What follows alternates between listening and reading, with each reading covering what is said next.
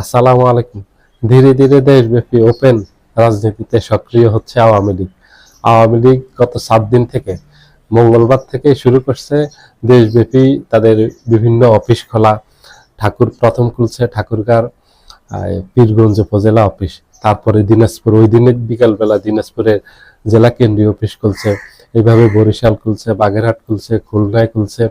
আজকে সর্বশেষ ধানমন্ডির অফিসে গিয়ে সেখানে আওয়ামী লীগের স্লোগান দিয়েছে, স্লোগান দিয়ে পতাকা উড়িয়ে, জাতীয় পতাকা উড়িয়েছে, আওয়ামী লীগের দলীয় পতাকা উড়িয়ে সেখানে তারা ওপেন হয়েছে, ওপেন রাজনীতির মাঠে চলে আসছে পুরো দেশব্যাপী। আমি তো কয়েকটা জায়গার কথা বললাম, পুরো দেশে এখন আওয়ামী লীগ একেবারে ওপেন। এখন আর গোপনে নেই, আত্মগোপনে নেই, এখন আর গুপ্ত অবস্থায় নেই।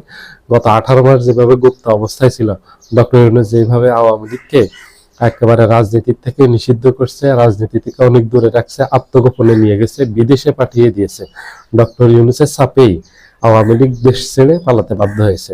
এটা হলো ডক্টর ইউনূসের ক্রেডিট। বিএনপি আসার সাথে সাথে, বিএনপি ক্ষমতা নেয়ার একেবারে সাথে সাথেই আওয়ামী লীগ ওপেন রাজনীতি শুরু করলো।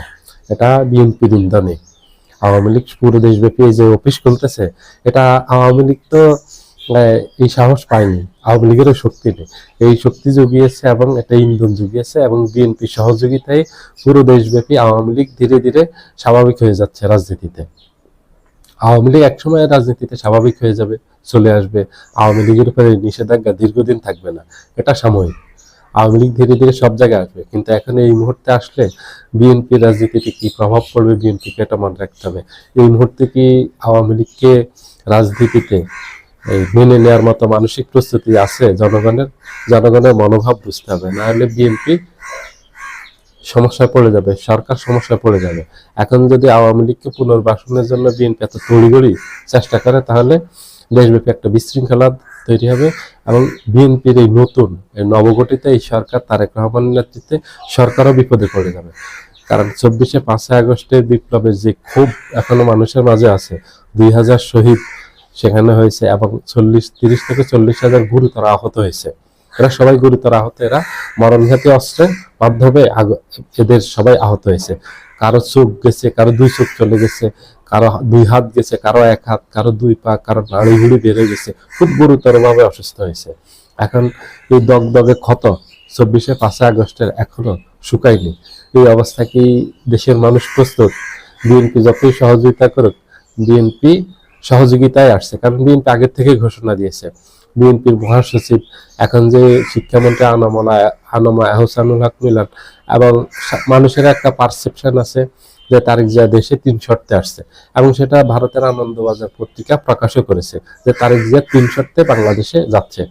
একটা হলো আওয়ামী লীগকে পুনর্বাসন করা, 2 হলো জুলাই সনদে স্বাক্ষর না করা, 3 হলো ভারতের বিরুদ্ধে কোনো ধরনের কোনো পদক্ষেপ না নেওয়া, ভারতের স্বার্থ সংরক্ষণ করা।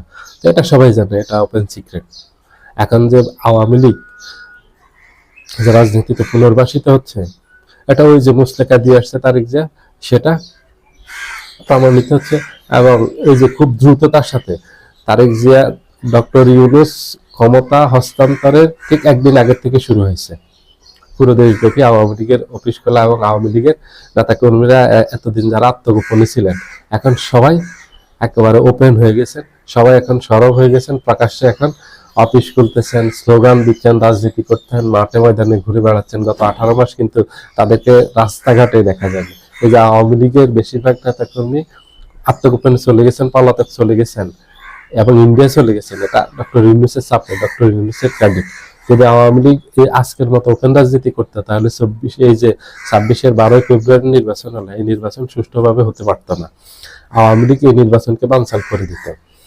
তা এখন আওয়ামী লীগ সরব হচ্ছে পুরো দেশব্যাপী বিএনপির সহযোগিতায়। বিএনপি যে আওয়ামী লীগকে প্রতিশ্রুতি দিয়েছিল, আওয়ামী লীগ বিএনপিকে ভোট দেওয়ার জন্য নির্বাচনের আগে, বিএনপিকে ভোট দিলে, ক্ষমতায় আসলে আওয়ামী লীগকে রাজনীতিতে পুনর্বাসিত করবে বিএনপি, সেটা এখন বাস্তবায়িত হচ্ছে।